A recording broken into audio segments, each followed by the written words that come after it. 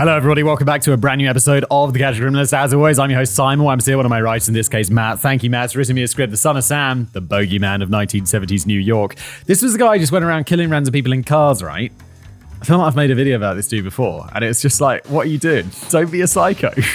Anyway, we got a long one today. We're going to learn a lot more about him, so let's jump in, shall we?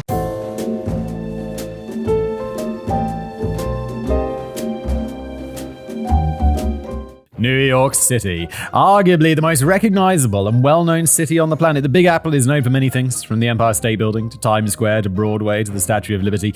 It has too many landmarks to count. And fun fact, I actually spent my early years in New York, just about an hour and a half away from the city, and we go visit family there fairly regularly. So for me and others, NYC is a place of fond memories and big dreams. I've been to New York City.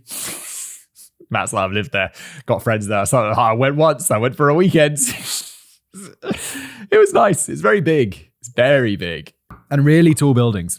I think that's the biggest difference between New York and European cities. Like, London's massive as well, but it's very flat. There's not a lot of tall buildings. And when there are, they're all like clustered.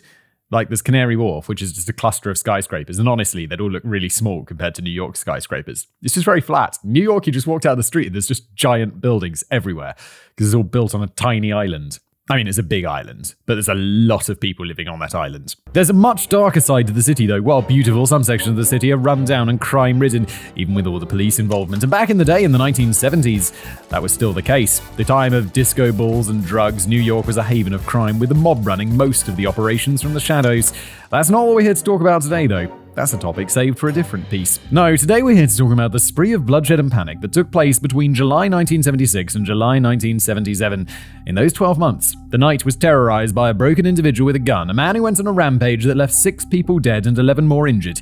He did this all for a very simple reason, because he believed that Satan had told him to kill. Oh, we're going to get into an interesting moral debate then today about whether he's culpable for his crimes if Satan is telling him to kill. It's an interesting one, isn't it? It's like, why did you kill people? The devil told me to do it. The devil speaks to me. Hey, girl! And it's like, holy shit, are you, like, where do you go? Do you go to, like, ADX Florence and hang out with the Unabomber? Well, not anymore, because he's dead. Or do you go to a mental institution where they give you some drugs that hopefully make you hear the devil not anymore, and then they can release you and you could be a functional member of society because you don't hear the devil anymore? It's a good question. I get the feeling that the Son of Sam just got executed or whatever, because it's America. They're like, kids. What we do have is execution. What we don't have is healthcare. Let's go. America, America. My own mother remembers this time well, as she was in the city during the attacks, and she was afraid some nights to even leave her home for fear of running into the monster plaguing the dark streets after sunset. To quote her, "I remember that time very well. It was a very scary time. I remember when he was caught. We were very careful during that time. We were very aware as young people." As the same darkness swallows us once again, let's now begin our tale. A tale of death, fear, mental illness, satanic worship, and a dog. This is the tale of one of the most infamous murderers in American history, whose name ranks right up alongside such evils as Ted Bundy, Jeffrey Dahmer, John Wayne Gacy. Originally, he was known as the 44 caliber killer, but for his depravities and the insanity that caused it all, he'll be forever known as another name, the Son of Sam. From the shadows. It was 1:10 a.m. on July the 29th, 1976, and it was a night that seemed like any other. That night, 2 friends, 18-year-old emergency medical technician Donna Laurier and 19-year-old nurse Jody Valenti, were sitting in Jody's Oldsmobile near the entrance of Donna's apartment building in the Bronx. I was just watching a TV show, the new series of Black Mirror, and I think it was the last episode was set in like the north of England in 1979, which is 8 years before I'm born. And I'm just watching this. And I'm like, oh my God, it looks like the past so much. I'm like, that's only 8 years before I was born. And it looked like they were fully in the past. Like they all dressed weird. They had like tiny ass televisions. All the cars looked like you'd get into a tiny accident and immediately die. It was like, it made me feel old. It made me feel old. And I know my parents were only in like their 20s and stuff. So they were younger than me at that time. But the fact that it was only 8 years before I was born was kind of like, holy shit. Like, I was really born in the past. Oh my God. What do you guys think of that new season of Black Mirror? It's on Netflix right now. I guess most people have seen it, right? Because Netflix pushed that so hard at me. I liked Black Mirror. I really enjoyed, like, some episodes were absolutely amazing. Some episodes were too much. I was like, I gotta stop watching this. This is way too crazy. I just felt the new season was just a bit, well, I don't want to be mean, but it was a bit wasn't it? It was like, it didn't really make you think that hard. It wasn't that clever. Whereas the previous seasons were like, holy shit. Like, some of those I thought about for weeks. Just weeks went by and I'd still be thinking about a Black Mirror episode, just like dwelling on it. And for this one, I'm like, whatever. But you're not here for my television criticism, you're here for crime, so let's carry on. They had just pulled up after having a wonderful night at the local disco. Donna's parents, Mike and Rose Laurier, came down to tell the girls to wrap it up and that it was late and nothing good happens at 1 a.m. If only they knew how right they were. As their parents left, Donna opened the car door and was getting ready to head in as well when she took notice of something. A man appeared from the shadows and was quickly making his way over to the car. "Who is this guy?" she asked. "What does he want?" Sadly, those would be the last words she ever uttered.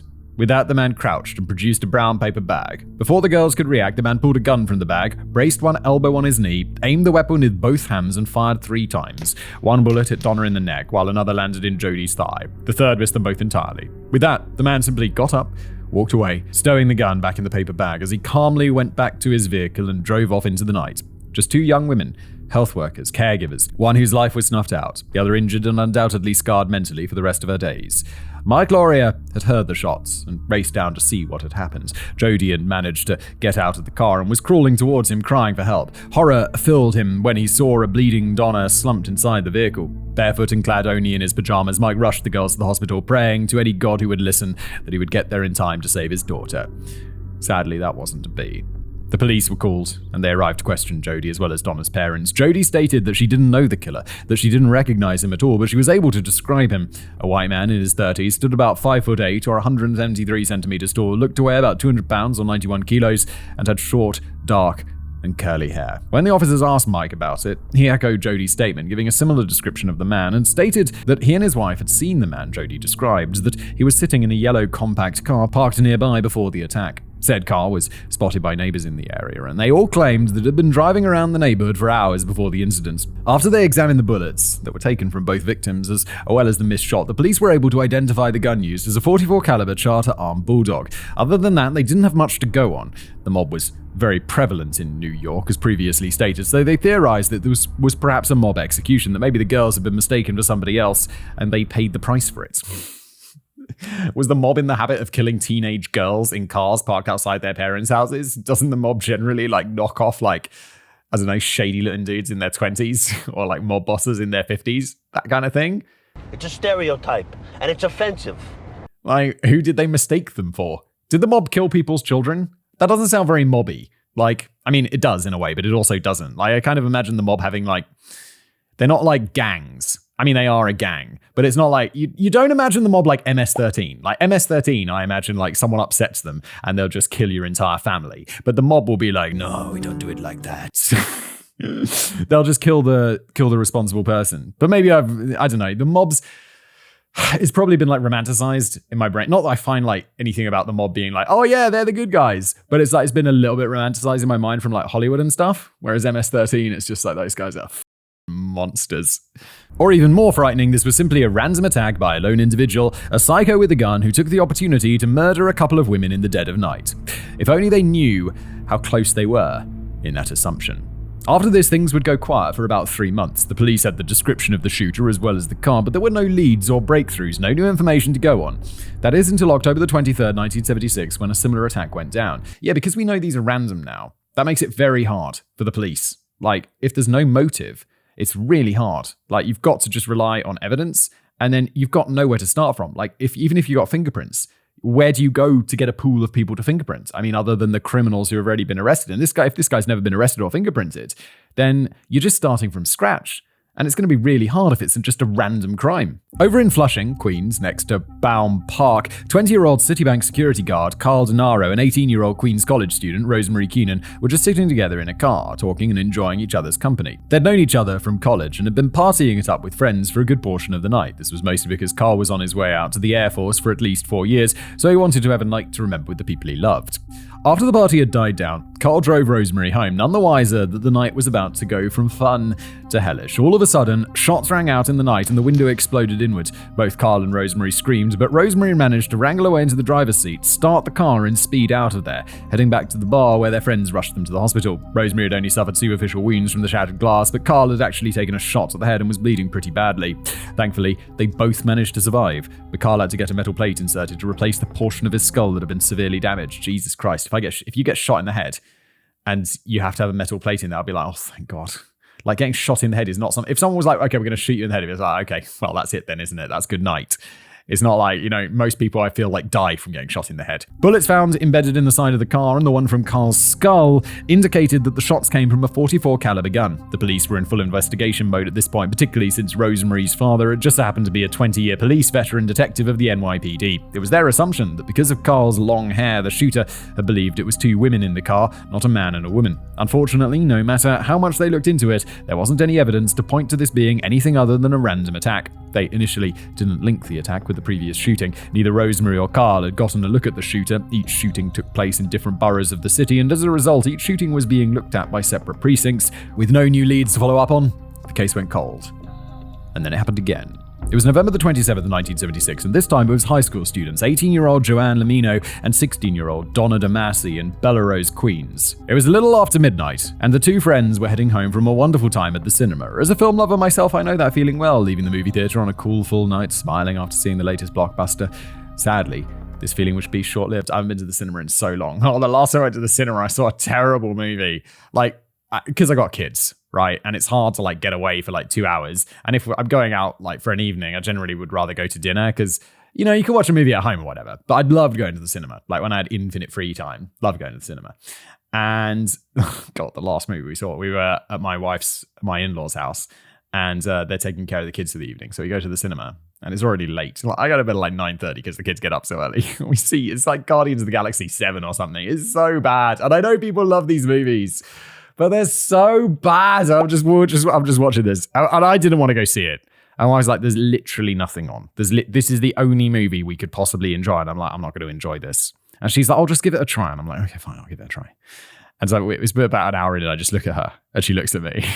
And then we just nod at each other and we leave. It's so stupid. People are hating it now. People are hating me now because they're like, oh, Simon, it's funny. Everyone loves it. And I'm like, it's just stupid. The two young ladies had made it to Donna's house and were speaking on the porch, undoubtedly moments away from parting ways and finishing their night without incident, when they were approached by a man dressed in military fatigues. His skin was pale, and his physique was on the chubby side. In an oddly high-pitched voice, he asked the ladies, "Can you tell me how to get..." Sorry. "Can you tell me how to get..." drawing their attention. Before he finished the sentence, however, the man produced a handgun. Donna and Joanne didn't even have time to react before he started shooting. Donna was shot in the neck and Joanne in the back, both falling to the porch, crying out in pain. Then, instead of finishing off his helpless victims, the monster simply unloaded into the side of the apartment building before running off into the darkness. Donna's family raced them to the hospital and both girls thankfully survived. Joanne, though, would sadly carry the burden of that night for the rest of her life, since the bullet had shattered her spine, leaving her paralyzed from the waist down. Once more, upon examination, the bullets were concluded to have come from a .44 caliber gun, and a neighbor who had heard the gunshots and had gotten a look at the shooter would explain that it was a young man with blonde hair. So, that's 6 people who were attacked, each in pairs, 5 of them severely wounded, 1 left a paraplegic, and 1's life being brutally snuffed out. So, this guy, he's attacked 6 people with a gun in the middle of the night. They don't expect it, and he only kills 1 of them. He's a bitch, isn't he? Are you intending to kill these people? What the fuck? Each incident was looked into, each with little to no evidence to suggest that they're anything more than completely random occurrences. If you ask me, that's what makes this so frightening. None of these pairs knew the others, none of them had anything linking them together aside from the fact they were mostly women, and 1 mistaken for a woman, each with similar coloured hair. It was totally by chance, each attack ending in blood and misery, and he was far from finished. The bloodshed continues. The attack back in November was the last incident of 1976, so while people were still on edge, the 2 months of peace seemed like a welcome reprieve. It wouldn't last long though, as come January the 30th, 1977, the shooter struck again, christening the new year in blood. It was 12:40 a.m. and the 26-year-old secretary Christine Freund and her fiancé 13-year-old bartender John Deal were sitting alone in Deal's car near the Forest Hills LIRR station in Queens. They had just seen the new hit movie Rocky and were on their way to the dance hall to continue their fun for the night. And that's when everything went to hell. 3 gunshots echoed in the night air, each penetrating the car. The shooter wreathed in darkness, unseen to his victims. John reacted quickly and drove away in panic, only suffering superficial wounds, but Christine wasn't so lucky. 2 of the 3 bullets had struck her fatally in the head, and while John was able to get her to the hospital, she succumbed to her injuries. A loving couple, soon to be married, enjoying a date night together, only for everything to come crashing down in the most heartbreaking way imaginable. With this attack, the police finally seem to get their act together. To be fair, New York City is very large. Each of these boroughs is probably like a city-size area in itself. And while I'm like, yeah, you should have tied together these random attacks, I'm sure there are lots of crimes that seem random. So, and also it's the past, so they don't have computers to talk to each other. And like famously, we've done episodes where it was like, yeah, then he just left the state. And it's like, okay, and that's it. Like the states don't talk to each other. And in the past, it was like, no. I think even sometimes today, it's like, no, he just moved to a different state and just never went back to the other state. And that's that. It's like, but you're in the same country. You didn't go off to Lebanon or something. Detective Sergeant Joe Coffey was brought onto the case, and along with NYPD Captain Joe Donut, no, I'm just kidding. I just made the joke because the first guy's name was Coffey or Kofi. Coffee, Coffey. So I was like, let's make a joke, and it's a stupid joke. His name was Borelli. Joe Borelli. And they put the case under a microscope. Examining the bullets from the scene, they determined that once again the gun used was a .44 caliber firearm, and upon further inspection, they made the connection that the gun used in the homicide was likely the same one used in the previous attacks. Why did you make such a stupid joke when you're talking about people getting murdered, Simon? What's actually wrong with you? It's called a sense of humor. They finally made it public the type of gun used in these crimes, and that all the attacks spanning back to July were likely connected because all the targets happened to be young women with long dark hair. That summer, there were many more blondes. Because of this, thousands women across New York City began to dye their hair or buy wigs in order to have a better chance of avoiding the killer. Oh my god, my joke is truth. Thankfully, my mother's a natural blonde, so I'd like to think that she was able to relax at that time at least slightly. The only discrepancy was the original attacker was said to be a man with dark hair, and the witness to the Lamino DeMasi attack was said to be blonde, so composite sketches were released for both, and the police suggested that multiple gunmen were involved. A task force or dyed his hair. A task or just eyewitness testimony, notoriously unreliable. A task force was formed in order to track down this murderous gunman with Borelli and Coffey at the head of the hunt. Despite the two different hair colors given, they were of the belief that all of these attacks were the workings of a sole psycho prowling the streets of the different boroughs of New York City, armed with what the police identified as a .44 caliber bulldog. Despite their efforts, no suspects could initially be identified. Yeah, because it's just the pool is so huge. It's like, yeah, we're looking for a guy. He's medium height. He's got blonde hair or brown hair or just dark hair in general. It's like, okay, so we've narrowed it down to millions of men. Then, just over a month later, it happened again. 19-year-old Columbia University student Virginia Voskarishian was walking home on March the 8th, 1977. She was a hardworking young lady who worked diligently in order to make the most of the opportunities afforded to her by her family after they had fled Bulgaria for the USA back in the 1950s. It was about 7:30 at night when she was accosted by a man armed with a gun. In a last-ditch effort to protect herself, she lifted the textbooks that she had been carrying up to her head as a makeshift shield. But sadly, it did nothing. The gun discharged, the books were pierced, and the bullet went directly into her face. She was dead before she hit the ground. The creepy part? Virginia lived only a block from where Christine had been shot. He'd returned to the area, seemingly unafraid of getting caught. He simply wanted to kill, and so he did. The even creepier part, while fleeing the scene, the killer passed by a man who had witnessed the whole thing. "Hi, mister," was his only remark as he vanished into the night. Totally calm, totally nonplussed by the situation, as if it was just a normal night in the Big Apple. Police were at a loss and were running themselves ragged trying to close this case. They were able to match a bullet to those of the previous cases, but that didn't help them get any closer to catching the madman. They were looking at every lead, every clue, and still coming up empty-handed. To quote Captain Borelli, "If you watch detectives at any homicide, you'll notice they go about their jobs unemotionally. They didn't want to look at her. They knew it was senseless. She was someone beautiful, and she was laying under the sheet. A bullet in her face had destroyed her. It began to grab at them in the guts, and they just turned away. These were veterans, and they couldn't take it." At a press conference held by the NYPD informing the public that the killer had struck once more, the public, of course, was in a panic. They had a monster on the loose in their city, and the police were no closer to catching him than they'd previously been. The only thing they had to go on was a description, and a basic one at that. A white male, 25 to 30 years old, 6 feet tall, medium build with dark hair. It's everybody. Take a walk down the street or go to your local supermarket or mall and tell me how many people you spot matching that description. It's the literal definition of a needle in a haystack. With that, the task force rebranded as Operation Omega under the direction of Deputy Inspector Timothy Dowd. 61 years old, he was a tough, a tenacious cop, as well as being sharp as a tack, having majored in Latin and English at City College and having studied for a master's degree in business at the Baruch School of City College. It was all hands on deck now, and they were going to need it.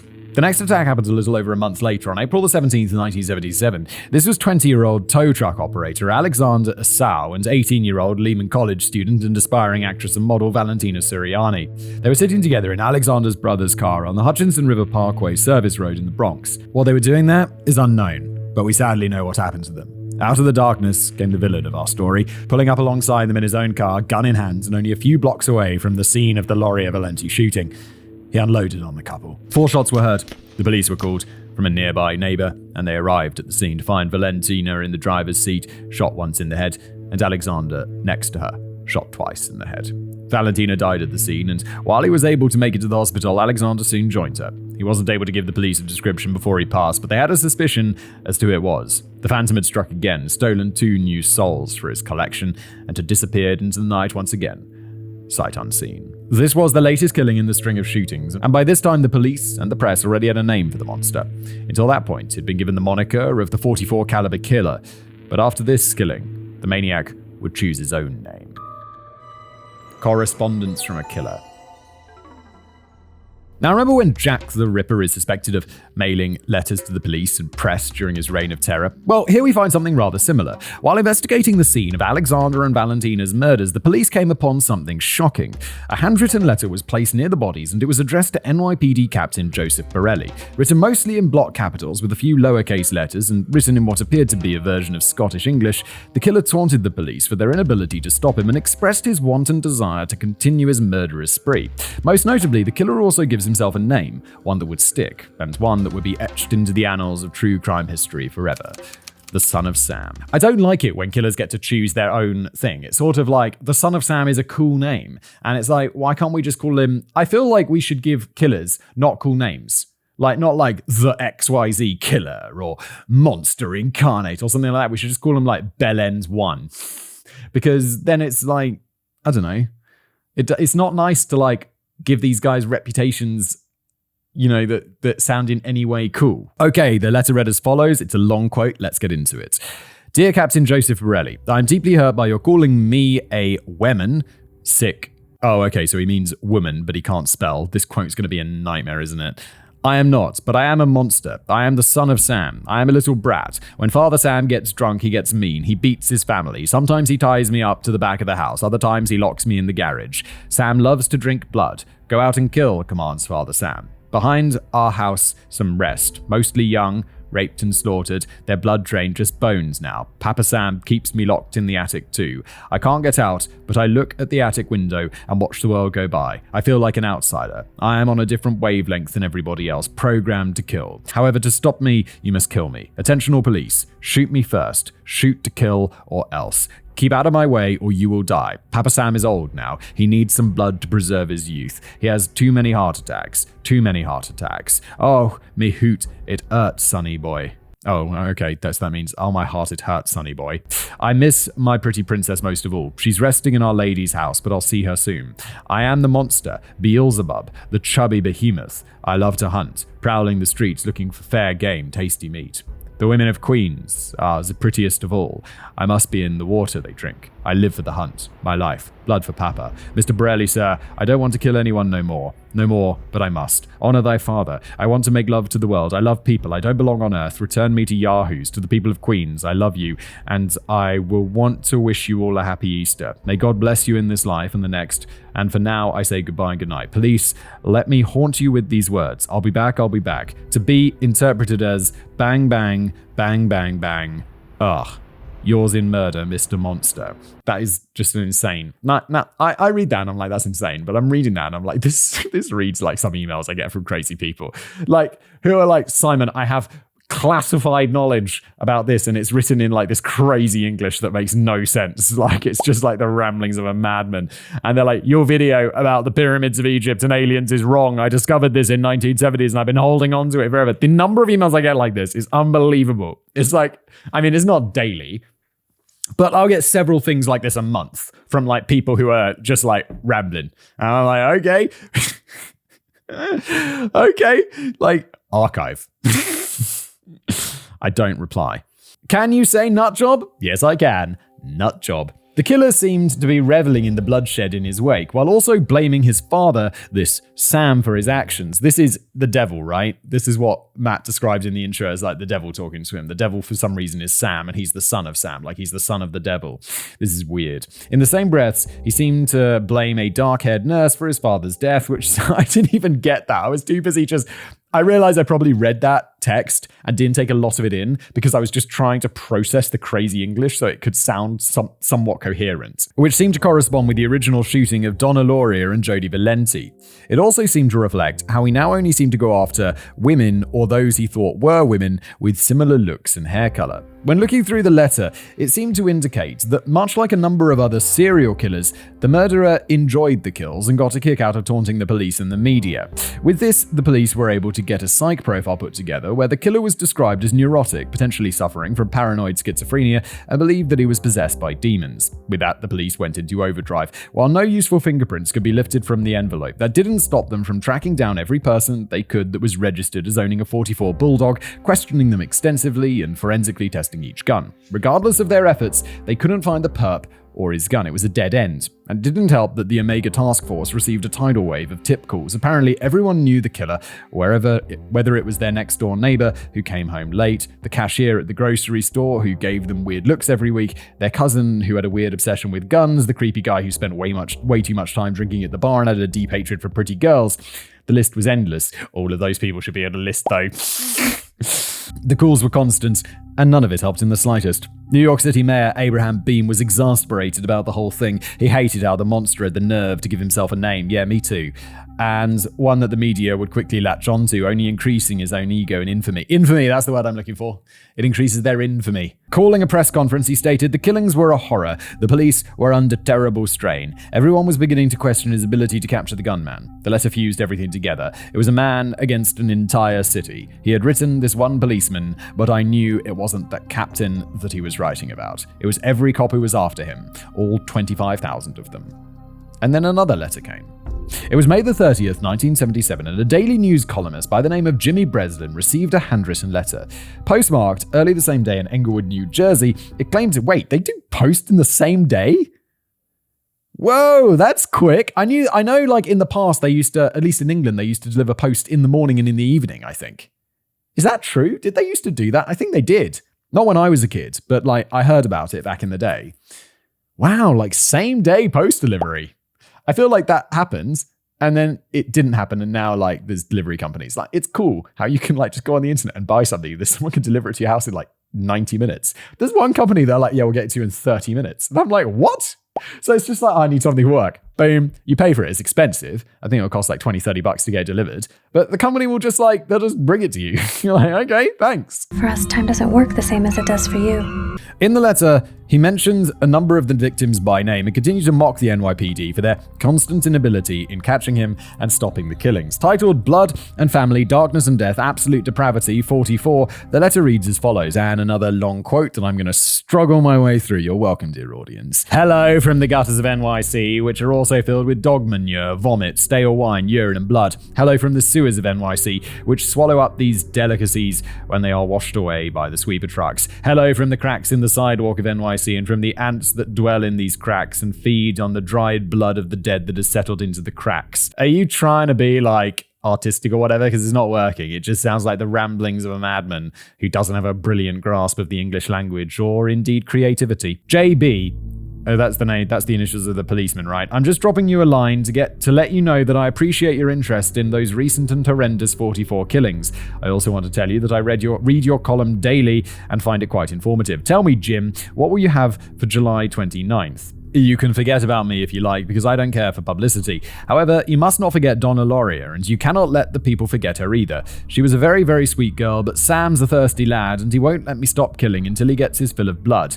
Mr. Breslin, sir, don't think that because you haven't heard from me for a while that I went to sleep. No, rather, I am still here, like a spirit roaming the night, thirsty, hungry, seldom stopping to rest, anxious to please Sam. I love my work.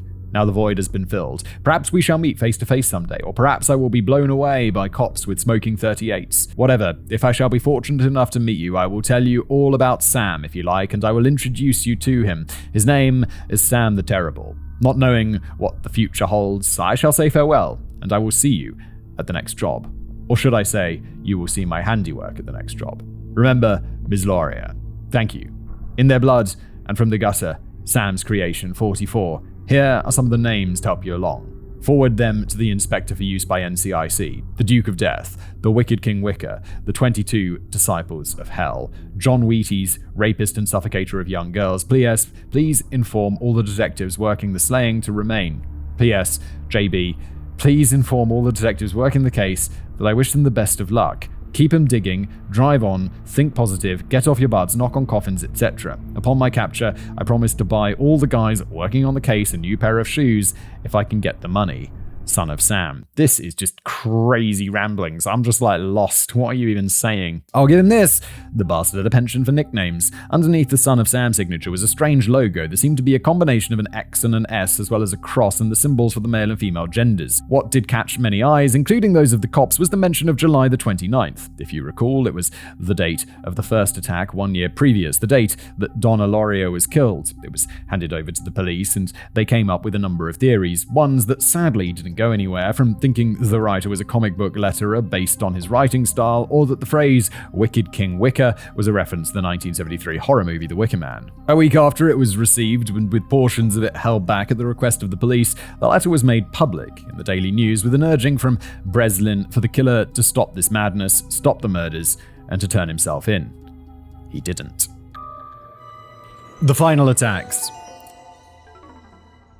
On June the 26th, 1977, the monster struck again. 17-year-old high school graduate Judy Placido and 20-year-old mechanics helper Salvador Lupo were spending time together at a local disco, the Elifers in Bayside, Queens. At around 3 in the morning, Judy turned to Sal and asked him to take her home, that it was getting late and she was worried about the phantom psycho out there gunning people down.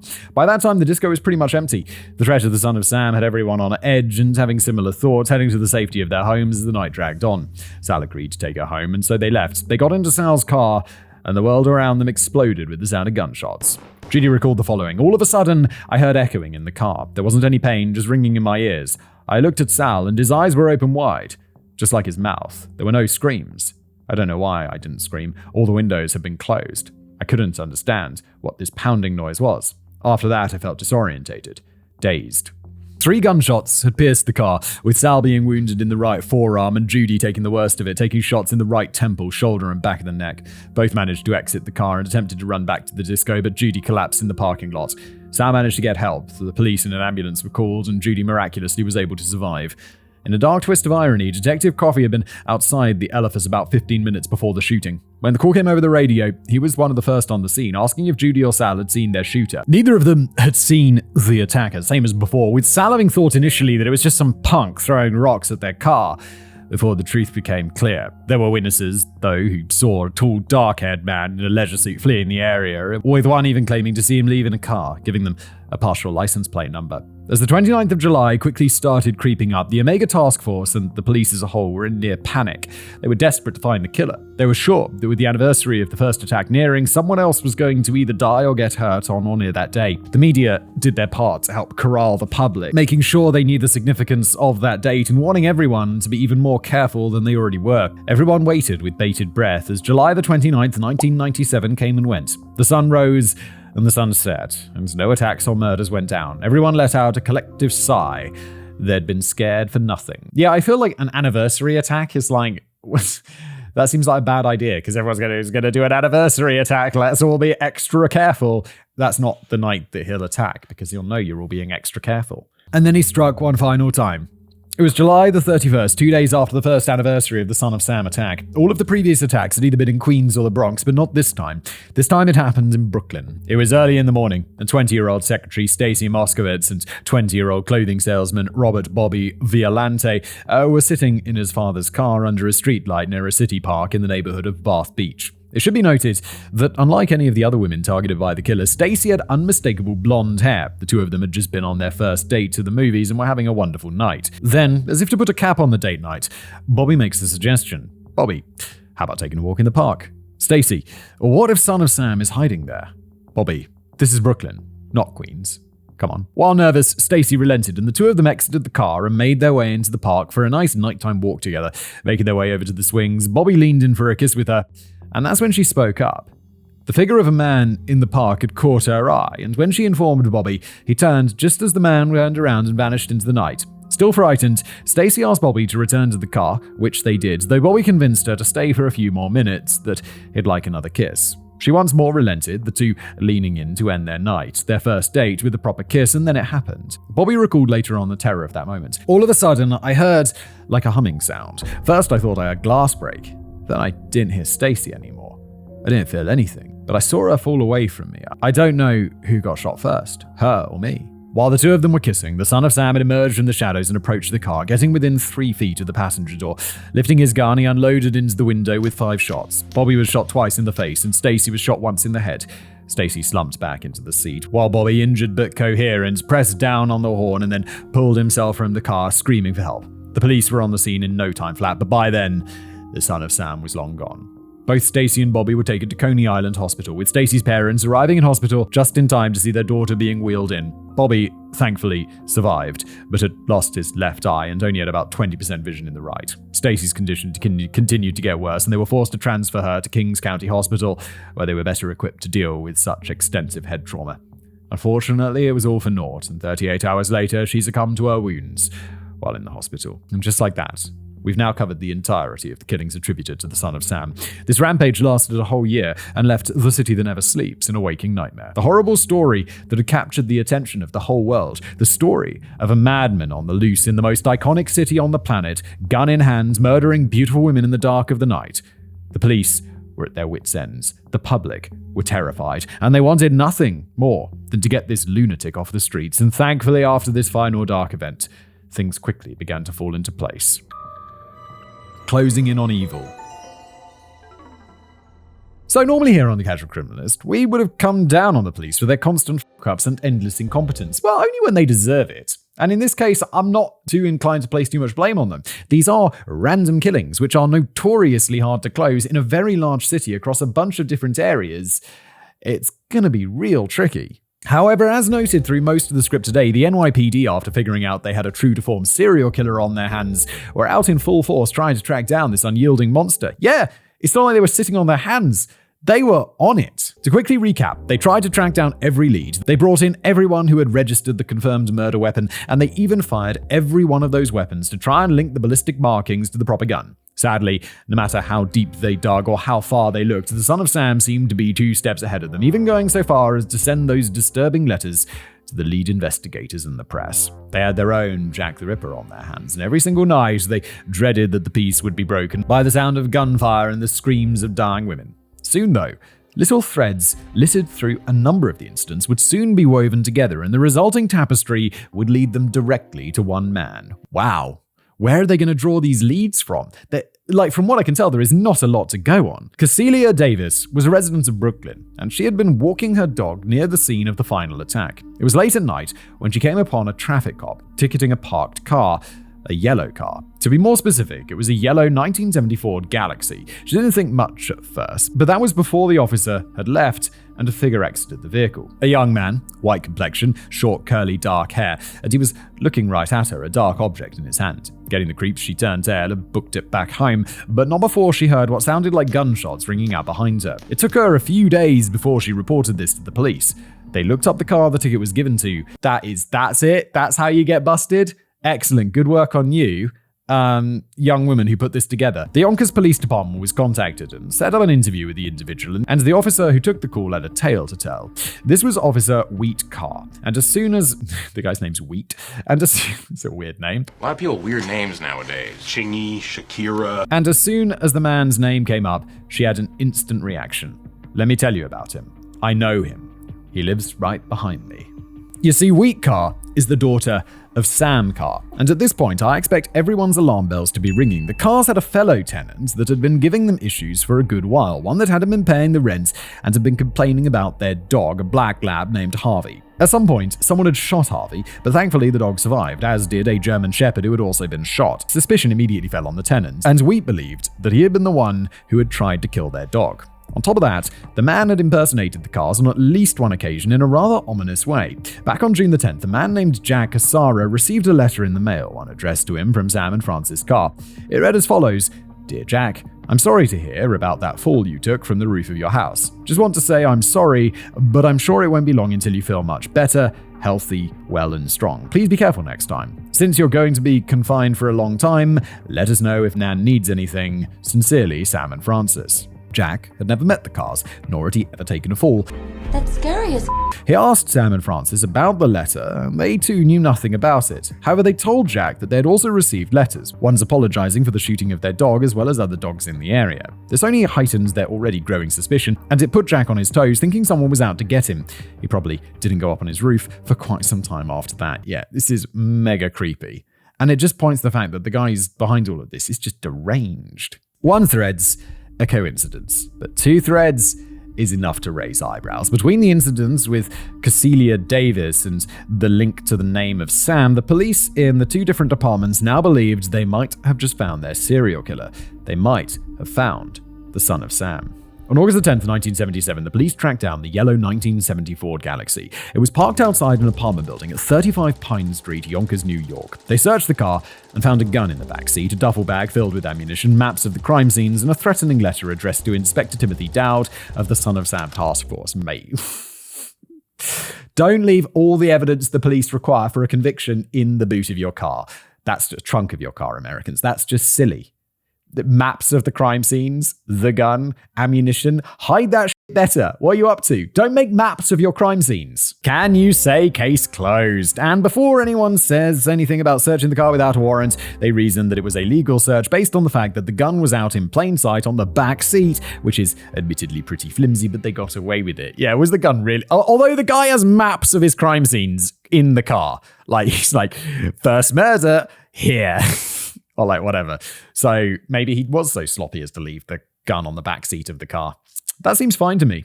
Cool. I mean, unless it wasn't on the back seat of the car. Then just go get a warrant. It's not going to be hard. Just have a cop sit on the car. Just have him sit there 24 hours a day until a judge signs that warrant. I'd be very nervous. I feel the gun must have been on the back seat of the car.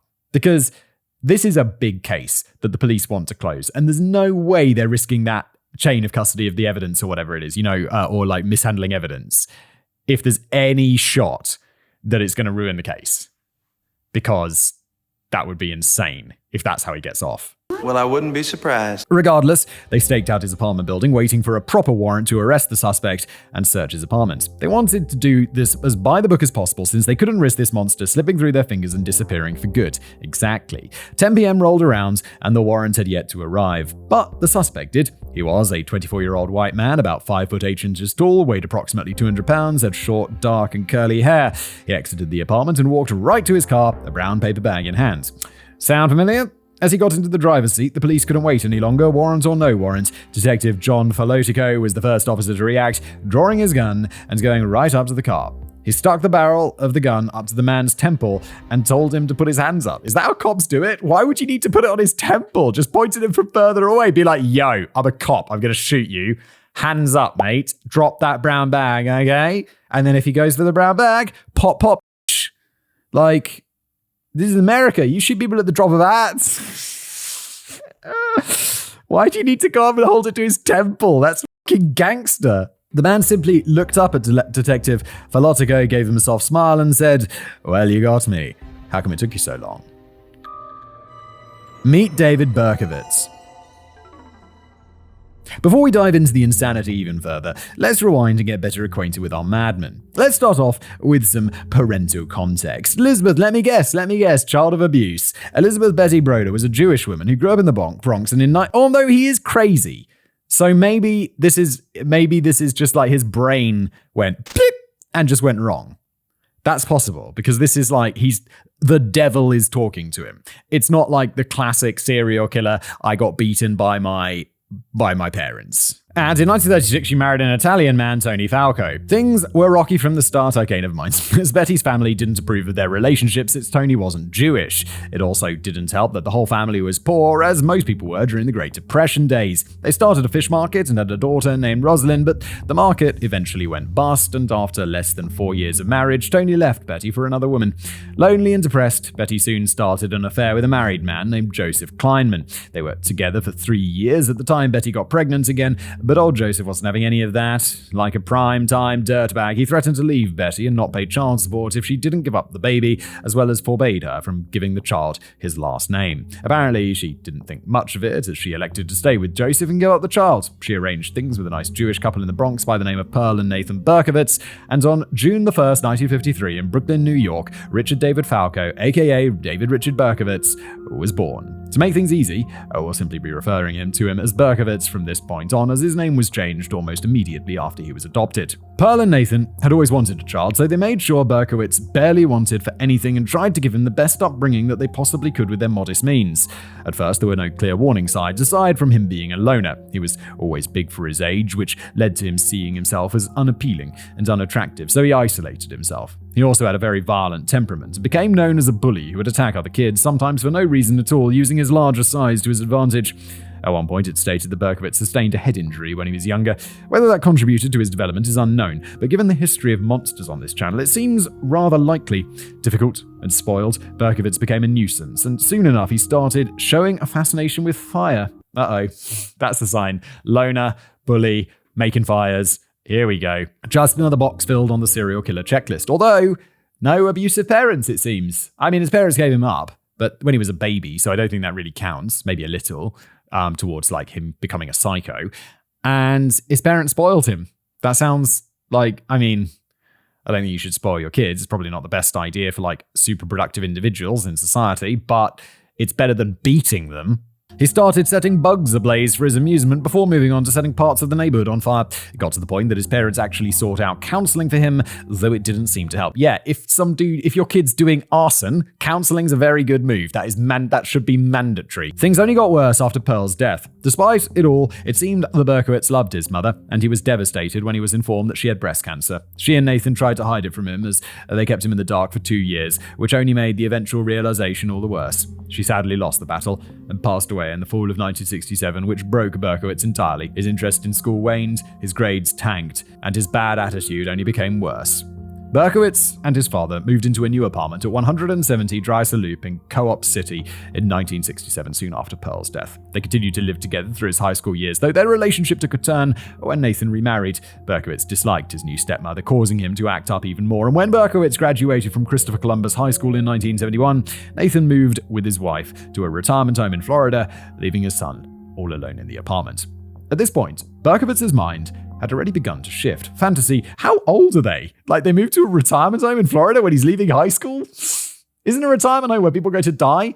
Or is that, no, that's a nursing home. Retirement, but you gotta be like in your 60s at least, right? When do people retire? 65? But I couldn't possibly imagine my parents living in a retirement home, and they're in their mid-60s. So, well, they're just like, I just want to go down to Florida and play shuffleboard. I'm just going to embrace my old person. It's like, yeah, you're 40. It's like, yeah, I just want to. It's just time. I'm retiring early. Going to live in a retirement community. Fantasy quickly began to encroach on reality, even conjuring up relationships that weren't really there. Specifically, he believed that he was going out with a girl by the name of Iris Gerhardt, but according to her, they were no more than friends. Then, shortly after completing high school, Berkowitz enlisted in the US Army. Now, we all know how this goes, right? Dishonorable discharge or desertion, right? Well, apparently not. He stayed for 3 whole years and seemed to respond well to the rigorous discipline the army provided. Yeah, I think there's 2 ways it goes. Like, sometimes they do just drop out dishonorable discharge or whatever, but often it's like, yeah, no, army was good for these people. Like, they like reins him in a little bit. I mean, obviously it doesn't solve his problems because he goes on to murder people, but apparently he does quite well. He became an excellent marksman and was excellent marksman. He could barely kill people. And he was particularly proficient with rifles. He even served with a infantry division in South Korea before receiving an honorable discharge in 1974. Once more, he was isolated. Once more, he was alone. And it was around this time that Berkowitz was able to track down his birth mother, Betty. At first, he was thrilled to get to know the woman that gave him life. After the death of Pearl, there was a mother-sized hole in his heart that he was never quite able to fill, and getting to know Betty seemed to begin healing that rather large hole. Betty and his half-sister Breslin did everything they could to make him feel like family, made him feel like he had a home with them. But soon enough, the question of his real father came up, and that's when Betty informed Berkowitz of the situation regarding his birth. She told him how Joseph, who himself had passed away from cancer in 1965, didn't want anything to do with him, forcing her to give him up for adoption. This new revelation, coupled with the feelings of abandonment he felt towards Nathan after he left him for Florida with his new wife, seemed to fracture something vital within David Berkowitz. His mind was already a fragile thing, but now it was broken and there was no fixing it. Someone giving you up when you're a baby, it's like, well, you were a baby. It's just definitely not your fault. But I guess like that can weigh on you some. I genuinely don't think that would weigh on me. I'd be like, yo, okay, that's all on you, mate. Like, that's got nothing to do with me. Soon he started making excuses for not visiting his mother and sister as much, eventually ceasing to visit altogether. His anger and hatred towards women had been building up over the years, and this new information, the feeling of being unwanted and lied to by those who were meant to love him, sent him right over the edge. Why does he hate women? It was both his dads who abandoned him. His biological dad was like, no, give him away. And then his adoptive dad moved to a retirement home in Florida. Why is it women you hate? It should be men. Psychotic. After enrolling at the Bronx Community College in the spring of 1975, Berkowitz studied there for 1 year before he went to work as a driver for the Co-op City Taxi Company in 1976. He also worked odd jobs as a security guard and a mail sorter for the post office. By this time, though, he'd already begun committing crimes, both violent and otherwise. Before he even attempted to commit outright murder, Berkowitz had set some 1,500 fires across New York, and he kept a diary of every single one, even referring to himself as the Phantom of the Bronx. In his book, Whoever Fights Monsters, author and FBI veteran Robert Ressler stated the following: most arsonists like the feeling that they're responsible for the excitement and violence of a fire. With a simple act of lighting matches, they control events in society that are not normally controlled. They orchestrate the fire, the screaming arrival and deployment of fire trucks and firefighters, the gathering crowds, the destruction of property, and sometimes of people. In 1975, Berkowitz got his hands on the Satanic Bible, written by Anton LaVey, the founder of the Church of Satan and the religion known as Satanism. This undoubtedly was the last thing that Berkowitz needed, but it did the trick. After reading through its teachings, he became convinced that all the dark thoughts in his head, all the evil intentions in his heart, were because he was puppeted by evil spirits. Now, this clearly was a load of hogwash, but to Berkowitz, this all felt very real, and with this new information, he gave himself over to the darkness completely. If that's you, if you're like, you read that book and you're like, yeah, it's the evil demons inside of me, it's not. Just go see a psychiatrist and they'll fix you up. Or if not, they'll put you in a place where you can't hurt people. At this point, Berkowitz truly began to spiral, his mind falling deeper and deeper into the darkness. In what appeared to be a one last-ditch effort to stop, in one final call for help, he wrote a letter to his father, Nathan.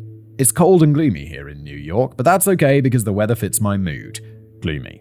Dad, the world is getting dark now. I can feel it more and more. The people, they are developing a hatred for me. You wouldn't believe it, how much some people hate me. Many of them want to kill me. I don't even know these people, but still they hate me. Most of them are young. I walk down the street and they spit and kick at me. The girls call me ugly, and they bother me the most. The guys just laugh. Anyhow, things will soon change for the better. This sounds like paranoia. Paranoid schizophrenia? He's like paranoid and people are talking to him. Like the devil's talking to him, right? It's look, I'm not a psychiatrist, so I'm not an expert, but like, I don't know. He does sound very mentally ill, doesn't he? That's one way to put it. Then on Christmas Eve 1975, Berkowitz made his first attempt on a human life. He didn't have his trademark .44 caliber bulldog yet, so instead he went with a large hunting knife. According to him, he drove around for hours that day, looking for the perfect target. Eventually he found one. He spotted a young Hispanic woman leaving a local grocery store, and the demons in his head told him she has to be sacrificed. With that, he parked the car, went up behind the unsuspecting girl, and plunged the knife into her back over and over again. According to the Berkowitz, the woman didn't have much of a reaction of her, simply turning to look at him before screaming as loud as she could. He then fled the scene, though the police were unable to verify these claims. One claim they were able to verify was the attack on 15-year-old Michelle Foreman, a sophomore at Truman High School. On the same day as the supposed first attack, Berkowitz saw Michelle walking on a bridge near Dreiser Loop. He went up to her and drove the knife into her head. He then stabbed her an additional 5 times before taking the knife and fleeing the scene. Michelle thankfully survived the attack, but her wounds were so severe that she was made to stay in the hospital for a week in order to recover. Actually doesn't sound that bad. Like a week in the hospital, you got stabbed in the head and then 5 times. I feel like I've been in the hospital for months. They're stitching me up, making me learn to do things again. Christ. The dog made me do it. Since the beginning of the story, there have been a couple of instances, including in the intro of the piece, where dogs have been mentioned. And now it's time to find out why. Oh god, yeah. Is the dog talking to him? Is that he thinks there's a devil inside the dog and the dog is talking to him and telling him to do these terrible things, right? I vaguely remember this. With the Christmas Eve stabbings behind him, Berkowitz thought it best to move, so in January 1966 he relocated to an apartment building in Yonkers. Said building was owned by Jack and Nan Cassara. If that name sounds familiar, it's because Jack was the recipient of the letter claiming that it had fallen off his roof. Can you say correlation? On top of that, the Cassaras had a dog, a German Shepherd. He signed a 2-year lease and paid a $200 security deposit. When it came to the dog, Berkowitz knew no rest. The shepherd was loud and noisy, barking and howling all throughout the day and night. Oh my god, yes, it does drive me a bit possy. Like, there was a dog once and it was just like out in the garden nearby, just like barking all day. It'd be like, shut up, please. And then a neighbor of mine once had a bird. It would be like, whip, doot, doot. Oh my god. I have to say now, I have very nice neighbors. Like, just everyone's so quiet. Never get disturbed by anybody. It's brilliant. Soon I'm going to move to a house where I won't have any neighbors. It's going to be amazing. Just be by myself. Now, all of us can understand the annoyance of a noisy dog. Hell, I own 3 dogs! And at times they make me want to rip my hair out and start barking at anyone passing the house. And at times they make me want to rip my hair out when they start barking at anyone passing by the house. But to Berkowitz, the constant noise was much more than that. To his demented and decaying mind, the howls of the dogs were commands from Satan. The dog was possessed by a devil, and each bark was an order to go out and kill, to find a young woman and spill their blood for their hellish master. In Berkowitz's own words, I'd come home to Coligny Avenue at 6:30 in the morning. It would begin then, the howling. On my days off, I heard it all night too. It made me scream. I used to scream out, begging for the noise to stop. It never did. The demons never stopped. I couldn't sleep. I had no strength to fight. I could barely drive. Coming home from work one night, I almost killed myself in the car. I needed to sleep. The demons wouldn't give me any peace. In regards to the dog's owners, he also blamed them for the constant torment, believing them to also be demons from the pit. He believed that Jack in particular was a general from hell by the name of Jack Cosmo, who ordered all the dogs of New York to kill and consume blood. When I moved in, the Cassaras seemed nice and quiet, but they tricked me. They lied. I thought they were members of the human race. They weren't. Suddenly, the Cassaras began to show up with the demons. They began to howl and cry out, blood and death. They called out the names of the masters, the Blood Monster, John Wheaties, General Jack Cosmo. It didn't take long, 3 months to be exact, for Berkowitz to meet his breaking point. He moved out of the apartment and never asked for his deposit back. It was then that he moved into an apartment at 35 Pine Street in Yonkers. This was, of course, the apartment building that he was eventually caught in, and as stated before, he had neighbors, another dog. This was Sam Carr and the black Labrador retriever, Harvey. The torment started all over again, and Berkowitz hated Harvey for it. To try and end the noise, he attempted to use a Molotov cocktail to burn the dog alive, but it fizzled out before he could hurt Harvey or anyone else.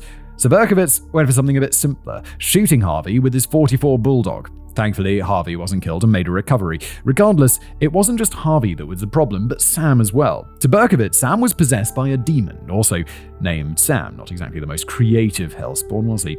So when David Berkowitz called himself the son of Sam, he was referring to the demon inside his neighbor, not Sam Carr himself. To quote, "This Sam and his demons have been responsible for a lot of killing."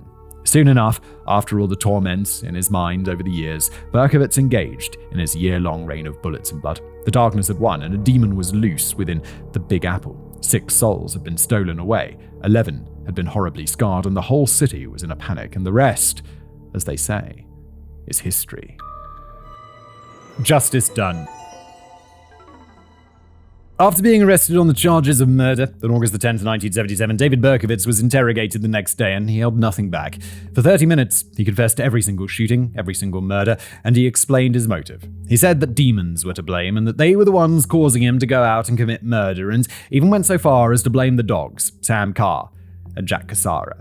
Most importantly, Berkowitz made it crystal clear that he intended to plead guilty.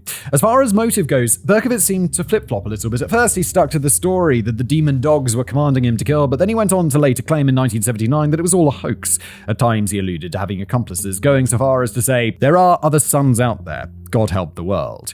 Hell, there are those to this day that do believe he didn't work alone. That makes sense, given the supposed sightings of different people and cars though nothing has been proven. To that end, Berkowitz stated on several occasions that he wasn't alone, that he was part of a murderous satanic cult that operated throughout the city. He said that it only actually killed 3 of the victims, and the others were killed by fellow members of this cult, all using the same weapon. Yeah, sure, David, and I'm Robin Williams. And just who were these so-called members? Berkowitz was tight-lipped on that front, but he did give 2 names: John and Michael Carr, the sons of Sam Carr, the neighbor and owner of Harvey. These are just people who were tangentially in your life. If it was just like, oh yeah, no, it's random people who I met up with in a basement somewhere and we did like demonic things, then I'd be like, that's more likely. But you're just naming random people who were around you. I mean, what are the odds? Of course, this was a lot of poppycock, and both John and Michael were long dead when this information came out, so they couldn't even speak up to defend themselves, but safe to say, he made it all up. So now, what about the trial? Well, as stated, Berkowitz planned to plead guilty, but there was the issue of his competence. Yeah, I don't think he's competent. He's like dogs. He's saying the devil is talking to him through dogs and that he should go killing people. Like, he is not right. They know he's a schizophrenic. I really don't think he's competent. He underwent several evaluations before going to court, and he was diagnosed as schizophrenic, but at the end of the day, he was ruled competent to stand trial 3 times. Oh, yeah. So a little behind the scenes of me recording this. I've actually recorded this all already. I've recorded from now until the end of the episode. I didn't realize the memory card was full. So the reason I know he's a schizophrenic is because I read this about 15 minutes ago, looked up at the recording monitor at the end of finishing today's episode. I was like, oh no, how far do I have to go back? And it's like, it's probably 15 minutes, 10 minutes, something like that. It was disappointing. So I knew it was a schizophrenic because I've read this before. I know how today's episode ends. As of 1 minute 54 seconds ago, that's when I started recording again. It's very frustrating when this happens. It's very rare because the memory cards, they record like 18 hours a video, so it's not very often. But then I'm like, oh, god damn it. But at the end of the day, he was ruled competent to stand trial 3 times. Oh, really? I knew this because I read it already, but I was, like, the first time around, I was genuinely surprised that he was ruled competent. He doesn't seem competent at all. His defense team urged him multiple times to plead not guilty by reason of insanity, but he wasn't having any of it. He wished to pay for his crimes, and he wanted the world to know what he had done. On May the 8th, 1978, he appeared in court, calm, cool, and collected, and pled guilty to all charges. This didn't stop him from trying to put on a show, though. At his sentencing 2 weeks later, he broke away from the guards and attempted to jump out of a window of the 7th floor courtroom. He was thankfully restrained, but that didn't stop him from making a spectacle of himself. He repeatedly chanted, "Stacy was a whore, and I'd kill her again. I'd kill all of them again," which led to another competency test, which he passed. Again, how is he passing this competency test? Like, he doesn't know who Stacy is. He was killing random people. And to say kill them all again, it's like, he's mad.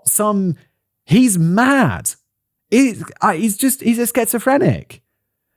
It just seems clear. And then he wants to plead guilty. I feel like the courts should step in and be like, bro, you can't plead guilty because you're pleading guilty because that's part of your condition. On June the 12th, 1978, Berkowitz was sentenced to 25 years to life in prison for each murder to be served consecutively. Sorry, Simon, no death penalty today. And I don't think he deserves the death penalty because he's not, look, the courts are saying he's mentally competent enough to stand trial, so he could get the death penalty or whatever. But I personally, like, from what I've read today, I don't think that's true. I think he's not competent. And to kill him, to execute him, would be executing a mentally ill person who's not in control of their faculties. He was housed in a number of different facilities, from Attica to Sing Sing to Clinton Correctional. Today, he spends his time at Shawangunk Correctional Facility in the town of Shawangunk, Ulster County, New York, where he's seen as a model prisoner just awaiting his next parole hearing. Yes, the son of Sam gets parole hearings. Why? He's in prison for 25 years to life for each murder. He's never getting out of prison. The first scheduled 25 years after he was sentenced, and the most recent one was in 2016. Both times, he was denied parole, and his 2020 parole hearing was postponed indefinitely due to COVID. Berkowitz claims that he's since become a pacifist and has converted to Christianity. Apparently, he now claims that he isn't a risk to the public, but I think we'll keep him where he is just to be on the safe side. Wrap up. So, with that, we end our tale for today. At the end of the day, what are we looking at here? Simply this. David Berkowitz is a mentally disturbed individual who hated the world and all those around him, especially women, so he took his anger out on the world by going on a year-long rampage. Again, I know that's what the court said, and I know that's what Matt says, but in my mind, I'm like, David Berkowitz was a mentally ill man who snapped and killed people because he was mentally ill. Is that an opinion that's unusual in this case? Because obviously he's been convicted and he goes off to prison and he's in prison for life and the parole boards are like, no, you're not getting out, David. But doesn't this just sound like he's mentally ill? Am I the only one who thinks that? Is there something that's not been covered today that indicates that he is just a serial killer, just a regular ass, mentally competent serial killer?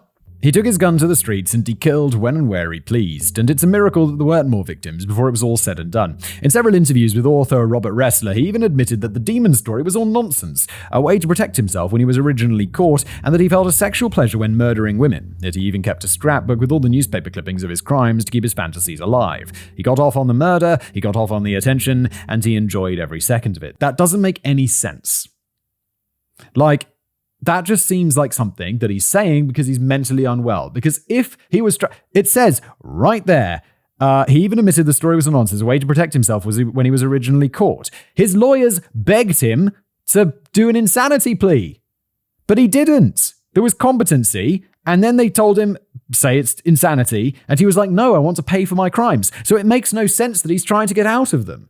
It just seems like he doesn't know what he's doing, because he's not mentally competent. Berkowitz is now one of the most well-known serial killers in American history, right up there with the likes of Bundy and Dahmer. There's an entire generation of people from the Big Apple that will always get a chill down their spine when they hear the name Son of Sam, and for good reason. At least they, along with the rest of the world, can rest easy knowing that there's a near 100% chance that he'll simply die in prison. He celebrated his 70th birthday this year, so there's a chance that his death isn't too far off in the future. One good thing did come out of this whole thing, and it's something that affects all those other criminals that crave the spotlight. The term Son of Sam law is a blanket term for laws that halt the ability of criminals from being able to profit from their crimes, namely from selling their story to publishers in the hopes that their story can be turned into books for profit.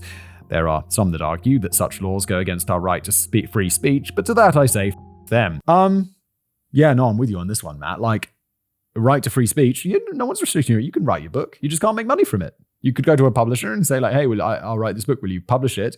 And as long as that person doesn't make any money from it, that's fine. They're not limiting your freedom of speech. They did horrible crimes. Many of them killed multiple people and they want to make money off the memories of those they stole away. I don't think so. And with that, I wish to remember those whose lives were either taken or changed from the actions of David Berkowitz.